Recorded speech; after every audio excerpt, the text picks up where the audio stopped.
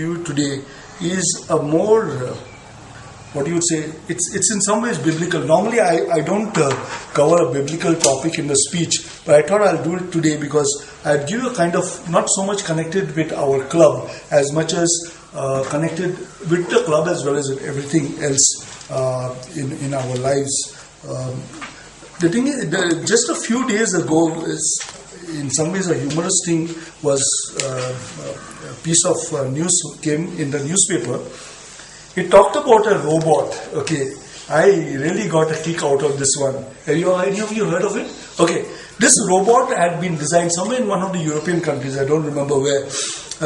This robot was designed to clean the house. Okay, you've seen that. Okay, it cleaned the house, and all that robot did was to clean the house. You know what this robot did? It committed suicide.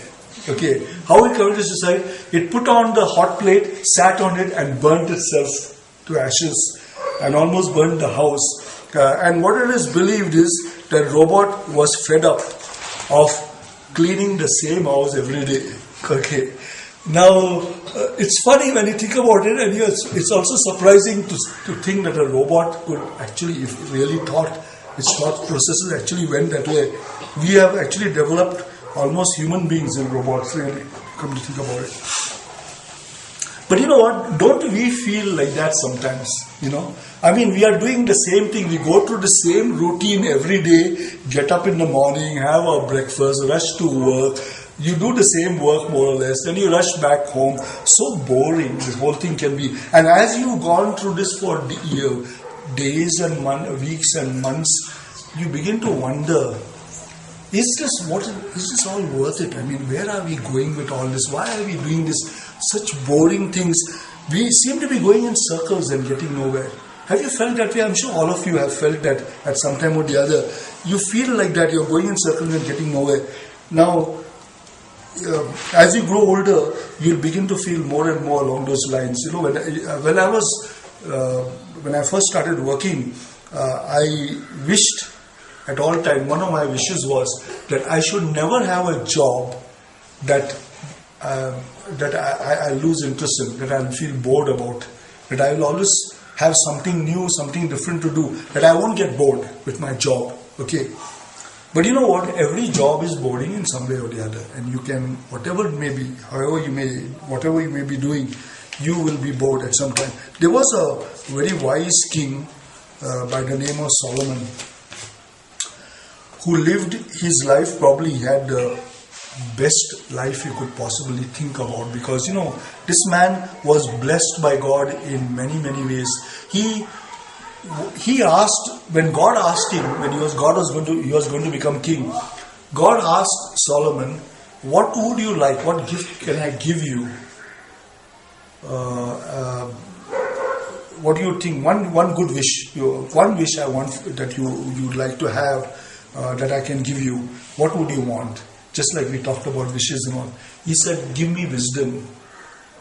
And you know, God was so pleased with him because he asked for wisdom, that he not only gave him wisdom, but he gave him everything else that he had not even asked for, like riches and power and everything he wanted. He was one of the most popular kings of that time. During his kingdom, it was a golden age of Israel when he was the king. Everything was lovely at that time. And this man had a lot of money. So he tried everything that possibly we could imagine. All his wishes that he had in mind were granted. Now, yet we find he writes a book, you know, the book of Ecclesiastes, and all of you have read that book. When you read that book, you wonder that whether King Solomon wanted to kill himself. You know, he had done everything, and he seems to be going through a midlife crisis at one point in time. He calls himself there the preacher, and he reflects on his life. You know, he reflects on his life. He had reached a very pinnacle of his power. He had tried everything that he could think of under the sun. And he was dissatisfied. He was upset. He was upset, and he said, what is the use? You know, what is the use? He uses the word vanity, which is the Hebrew word hevel, which really means it's of no use. it is absurd, it is unknowable, it is of absolutely no importance whatsoever. And he uses it 57 times in that book. He says, he keeps on saying, vanity of vanity, all is vanity. It's another word for vanity is just a lot of hot air. Okay, it has no meaning at all. There is a person by the name of Stephen Dunn who wrote a poem on the way to work. And he captures the feeling that many people feel in their lives at some time or the other. He had seen it, what inspired this poem was on a driver, on the windscreen of a car that was driving along. The driver had put this sticker that said, life is a, and he used a bad word there, so I won't say what word he wrote. And he said, and then you die. He said, and then you die. And this man thought, this Stephen Dunn was a poet, he thought, how could a person ever have that kind of thinking? Why could anyone think of life in that form? What would make a person think? And then he writes a poem. In the poem he explains why life isn't pointless, as people may think it is. He did not come to the right conclusions overall, but he had some of his arguments right. So what we find here is Solomon, the book of Ecclesiastes is attributed to Solomon. We don't know for sure, but it seems like he's the one who wrote that book. He was a wise man, he was wealthy, he was well educated, he was a member of the elite in that place. He enjoyed everything that life had to offer. He enjoyed everything. But then there was something wrong. Still there was something wrong. He did not find that he was satisfied with what life had to offer. Let us see what he actually did in life and what was his conclusions to what he did. He pursued knowledge first. To begin with, Solomon pursued knowledge. He said, that is mentioned, you need not go there into that, but it's mentioned in Ecclesiastes chapter 1 verses 13 to 14. He pursued knowledge. He acquired all the knowledge that he could get.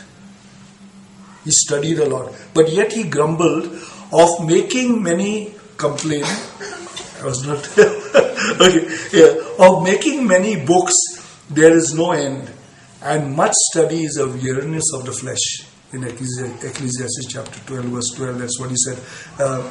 Many people know that when it comes to education, you can kill yourself by degrees. Okay, so now I'm not advocating, and Solomon is not advocating that we should not get knowledge. He says knowledge is good, it's not wrong, it's better than being ignorant. There is another saying that goes, whenever we double the diameter of our knowledge, we triple the circumference of our ignorance. The more we know, the more we realize how little we know. That's what happens. He went on, he concludes, Solomon concludes when he says, for in much wisdom it is much vexation, and those who increase knowledge increase sorrow. He said. So, it's amazing that this came from the mouth of a wise man who pursued knowledge, who tried his very best to get all the knowledge you could get under the sun. And he was a very intelligent man, probably one of the most intelligent people in the world of that time. Consider the fact that God blessed him with wisdom. Okay, so if God blesses you with wisdom, it's really something. And so this man had, and there was nothing to keep him from studying more. For whatever he had, whatever he could get, he did. And he was able to succeed. And this is what he said. He said, it's a vexation of the soul. It brings sorrow. And really it didn't help. He did that. It didn't help. Then the next thing he tried is chasing after pleasure. Another thing that people really strive for. People strive even today in the world for knowledge. They strive for pleasure. Ecclesiastes chapter 2 verses 1 to 4 talks about that. He was what advertisers would actually try to tell you is what brings you happiness. Eat, drink and be merry. Okay. That's what everyone will try to tell you to do if you want to be happy. He had houses, vineyards, gardens and parks, slaves at his beck and call, and a harem of women, wives and concubines, silver and gold.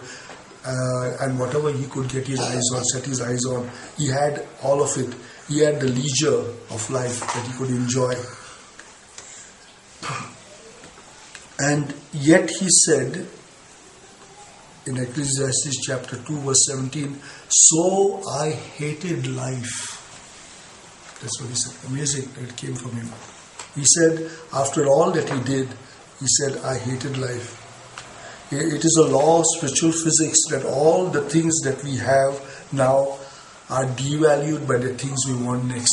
You may have the best of everything in life, but you know what? You won't be satisfied. You'll want more. That's how things happen with us as human beings. We want more. There is nothing good under the sun. And Solomon says that there is nothing in this life ever satisfied. And you'll wonder why. This was a man who had wisdom. He had everything that anyone could imagine. And why God has put that book in the Bible, deliberately to show us something, to teach us something. And actually Solomon came to the right conclusion at the end of the book. But I will come to that later on. Nothing in this life can satisfy. And you know what? In spite of that, people will strive day in and day out to get the things of this life in the hope of satisfaction, when they will never be satisfied with whatever happens in life. Solomon is a good, he's actually relating his experiences to us. And why? Why would any man who has had all that was there in life be disgusted in life and want to kill himself? Why would somebody want to do that? And we see that almost very often in the newspapers of some people who are very popular, some people who are rich, some people who are famous commit suicide, or they attempt suicide, or they have got all kinds of problems that you never think about and never imagine about, and you will say, wow, how is this? Here am I'm envious of these people. I want to get what they have. Why is it that they cannot enjoy what they are having? Why is it that they are fed up of life? Then Solomon goes on to say, he says, he tried to drown himself in his work. Now work is good. If you work, it is good. Actually, all of us should work at all times. He said, next he says, there is nothing better for mortals than to find enjoyment in their toil. That's what he said in Ecclesiastes chapter 2 verse 24. He was true. He was right. He says, let us drown ourselves in our work. Okay. And then we will gain satisfaction. But what really happened is, Wayne Oates, an inventor and a writer, termed this as workaholic, becoming a workaholic. He has written about 52 books in which he was the one who introduced this word workaholic into the English language. And what happened with this man, Wayne Oates, was a workaholic himself. Okay, he used to be very busy. What got him to write his books later on, and what got him to do the things that he did, is he began to examine himself. He had never thought of examining himself before that. He thought what he was doing was great. Okay. And everyone was happy, his family was happy, the whole world was happy because of what he did. He contributed a lot to society. So he said, this is good. But you know what? One thing took him aback one day. This hot water and this tea bag.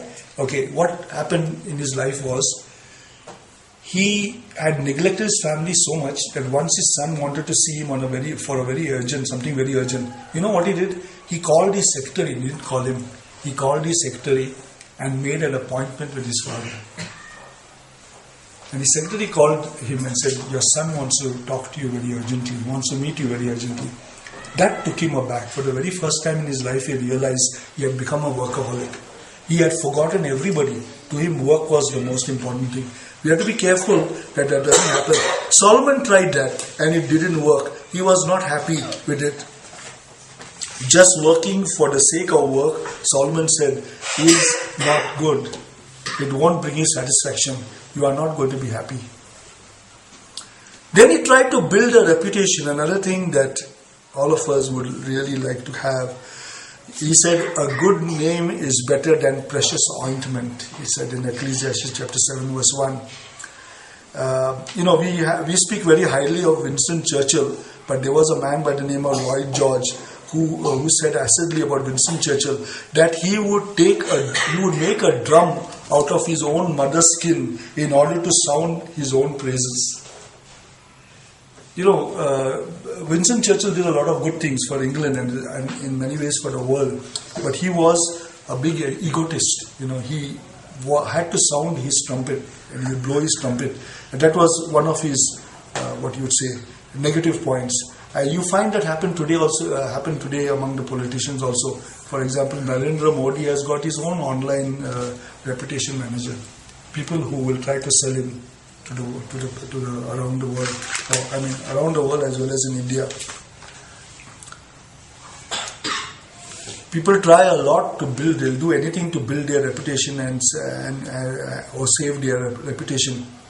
But you know what? At the end of all this, God is not a respecter of persons, and He's not impressed by the things you do or what reputation you may have. He's not impressed. And Solomon realized that. What he said is that eventually, after all that we have done, we are going to face our Maker. And He's not going to be impressed by what we did in our life. He's not going to be impressed. Solomon realized that. As a matter of fact, Solomon made a big mistake in his life. He is probably in danger of not being in the kingdom of God. So bad were the mistakes that he made. Again, it was not because of what he did. There were a lot of other men of God who had done worse things than him. He never repented of what he did. Now, he realized some of the things he did was wrong later on in his life, but it was too late. Sometimes we do the same thing. At the end of our lives, we will see what we did, the mistakes we made in the past. We can't change it. It's too late. People may have even advised us not to. The Bible advises us not to do many things. We do it and then we realize too late that we've done something wrong. He says, again in Ecclesiastes chapter 11 verse 9, "Rejoice, young man, while you are young, and let your heart cheer you in the days of your youth. Follow the inclinations of your heart and the desires of your eyes, but know that for all these things God will bring you into judgment." He says, and he gives in the same book in the epilogue, the end of the matter.